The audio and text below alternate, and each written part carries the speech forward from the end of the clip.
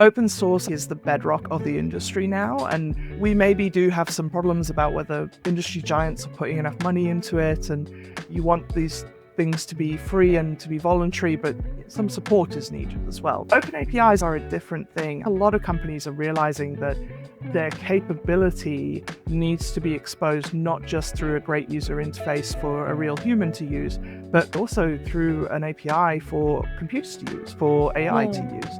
That's leading to a very different way of thinking than we've had in the past. You have to think now about your product in a human readable form and in a machine readable form and in an AI interactable form.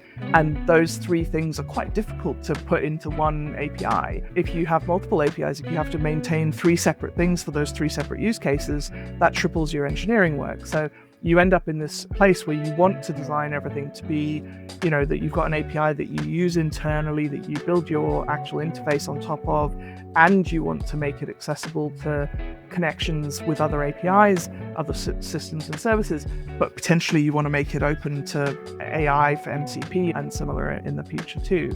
And so I think that's causing some really interesting architectural challenges and problems. You also have to guard against different things for those different use cases, security-wise. So it's making it quite complex, but not in a bad way. It's making it much more interesting than it has been for a while.